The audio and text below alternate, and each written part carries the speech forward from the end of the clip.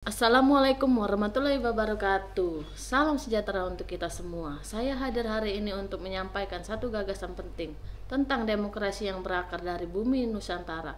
Demokrasi yang tidak bertumbuh pada pertarungan suara, tetapi pada musyawarah dan mufakat. Saya Vera Anesya mempresentasikan musyawarah dan demokrasi konsensus sebagai inti teori konstitusi Nusantara.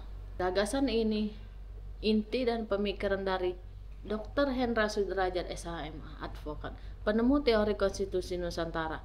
Gagasan ini merupakan bagian inti dari teori konstitusi Nusantara yang ditemukan oleh Dr. Hendra Sudrajat SHMH dengan rumusan untuk memperkuat sistem ketenagakerjaan Indonesia berdasarkan nilai, sejarah dan budaya asli bangsa sendiri. Kita semua menyadari bahwa sistem demokrasi liberal yang kita adopsi dari Barat selama puluhan tahun tidak sepenuhnya mampu menjawab tentang kebangsaan kita.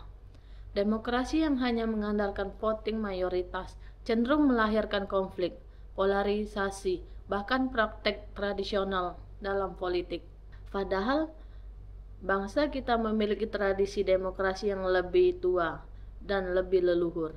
Musyawarah antara tertua adat, rembuk desa di tengah lumbung padi, sidang-sidang suku yang mendahulukan mufakat, sistem musyawarah dalam kerajaan dan kepemimpinan tradisional. Inilah bentuk asli demokrasi Nusantara, demokrasi konsensus. Dalam teori konstitusi Nusantara yang ditemukan oleh Dr. Hendra Sudrajat SHMH, advokat, demokrasi tidak dimaknai secara sempit sebagai pemilu 5 tahunan, tetapi sebagai proses deliberasi berkelanjutan dalam kehidupan sehari-hari. Musyawarah adalah salah satu pilar utama dari teori ini. Bersama dengan nilai gotong royong, kreatif lokal, dan keseimbangan kekuasaan, musyawarah menjadi metode pengambilan keputusan yang berbasis kesetaraan. Teori ini memandang konsensus sebagai suatu yang hidup, tetapi juga etikal. Ia tidak hanya mengatur tetapi juga menyatukan. Dalam demokrasi konsensus, keputusan diambil melalui kesepakatan bersama yang mencerminkan apresiasi seluruh elemen masyarakat, bukan hanya hasil suara terbanyak. Inilah makna sejati sila keempat Pancasila. Kerakyatan yang dipimpin oleh kebijaksanaan dan pemusyawaratan perwakilan. Banyak bukti bahwa musyawarah adalah praktik konstitusional masyarakat Nusantara. Di Minangkabau, sistem nagari dijalankan dengan prinsip musyawarah nini mama. Di Bali, desa adat melibatkan seluruh warga dalam rapat banjar. Di Jawa, rembung desa dan pranata sosial seperti musyawarah desa telah ada sebuah era kolonial. Bahkan di wilayah timur Indonesia seperti Papua dan Nusa Tenggara Timur, musyawarah komunikasi menjadi secara utama menyelesaikan sengketa dan menetapkan kebijakan adat. Semua ini menunjukkan bahwa sebelum kita mengenal parlemen modern, kita telah memiliki konstitusi hidup yang berpijak pada musyawarah dan mufakat.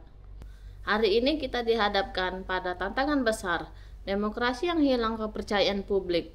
Teori konstitusi Nusantara yang ditemukan oleh Dr. Hendra Sudrajat SHMH, advokat, hadir sebagai tawar akademik dan praktis untuk mengembalikan arah demokrasi kepada nilai-nilai asli bangsa. Musyawarah harus dihidupkan kembali dalam forum-forum pengambilan kebijakan.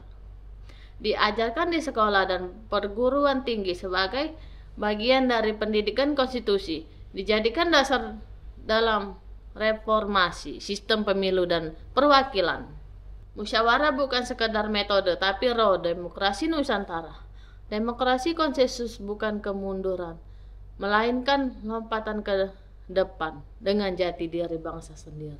Melalui teori Nusantara yang saya temukan, mari kita bangun kembali negara hukum Indonesia yang adil, berkependidikan, dan berakar pada nilai luhur, musyawarah dan gotong royong. Wassalamualaikum warahmatullahi wabarakatuh. Salam demokrasi konsensus. Salam konstitusi Nusantara.